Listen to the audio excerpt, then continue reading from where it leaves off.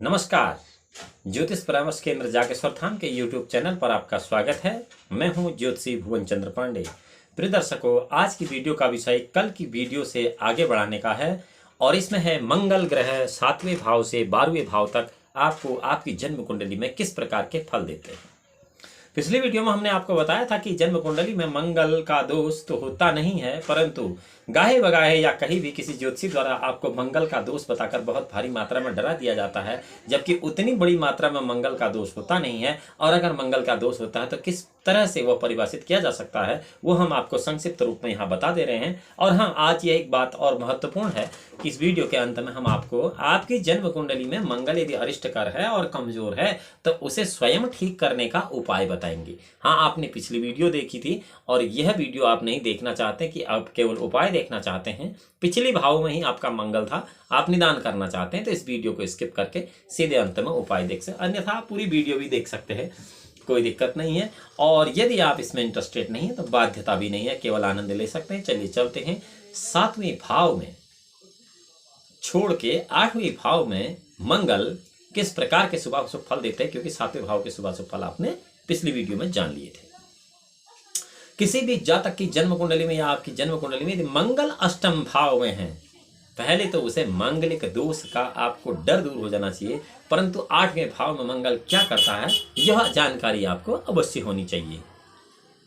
परिजन परिपीड़ा रक्त पित्त प्रकोपो निज जन धन माने स्वल्पता अल्पता चिंतता विकलता शरीर दीनता अधीरास्तया त्रिधन सदन सस्ते लोहितांगे नराणाम।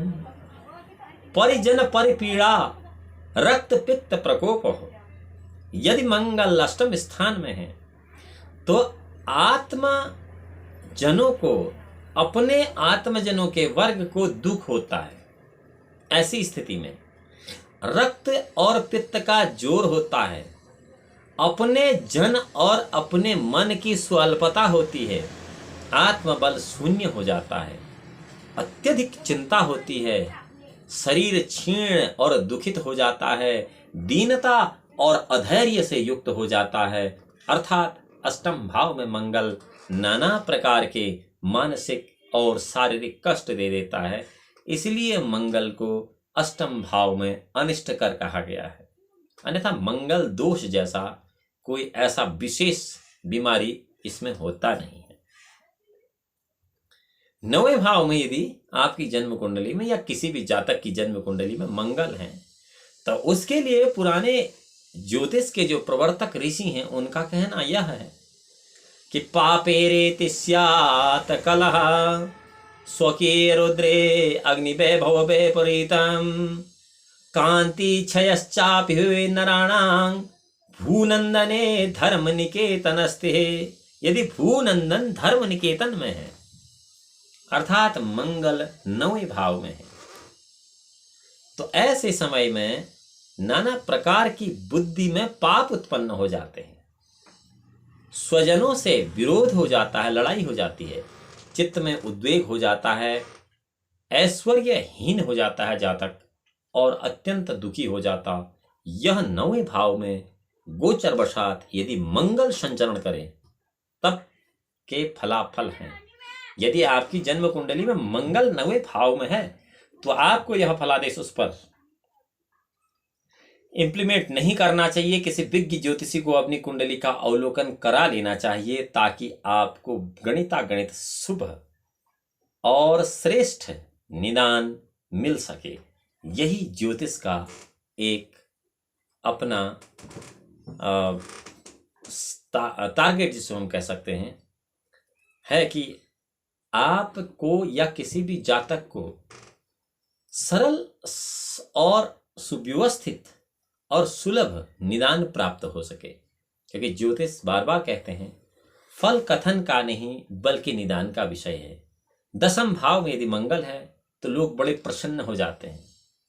10वें भाव में किसी आदमी का जन्म कुंडली में मंगल मिल गया और 2-4 लोग जो आपस के दोस्त हैं वो थोड़ा बहुत ABCD ज्योतिष की जानते हैं, मेष वृष मिथुन राशियां होती हैं, अश्विनी आदि नक्षत्र होते हैं, और अष्टम भाव में ये और द्वादश भाव में ये फल होता है।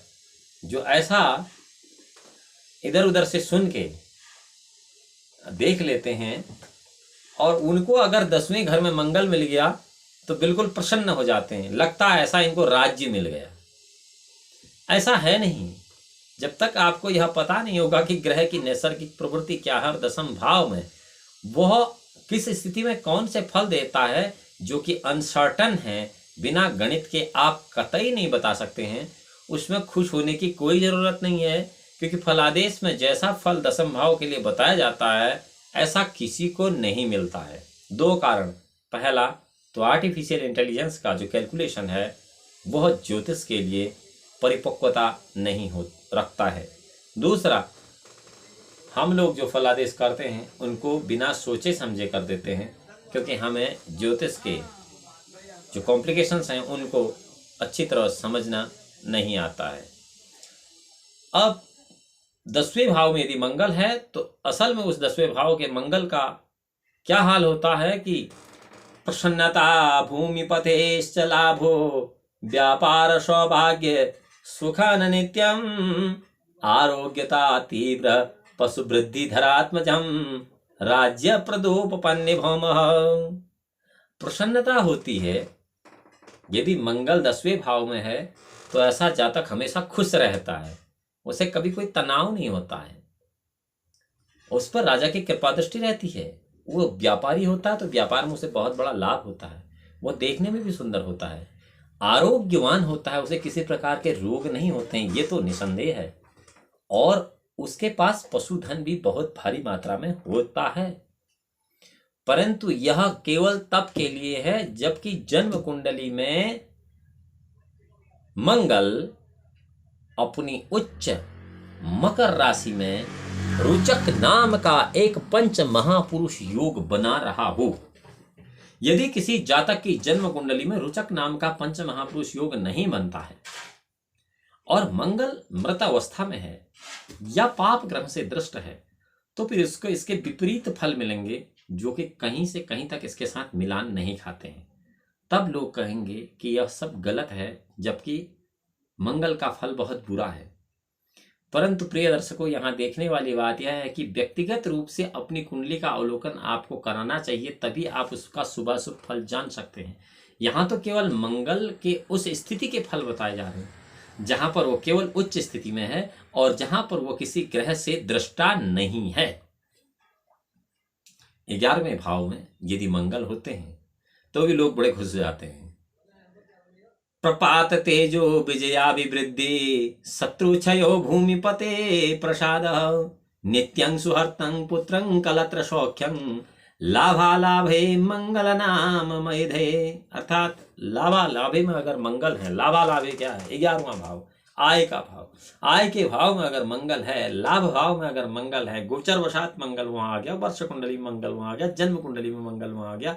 यदि वहां पर कोई ग्रह नहीं है और मंगल मात्र की दृष्टि है, तब भी ऐसा होगा कि प्रताप, तेज, विजय की वृद्धि, शत्रुनाश, राजा की प्रसन्नता और हमेशा पुत्र मित्र कलत्र सुख ही रहते हैं।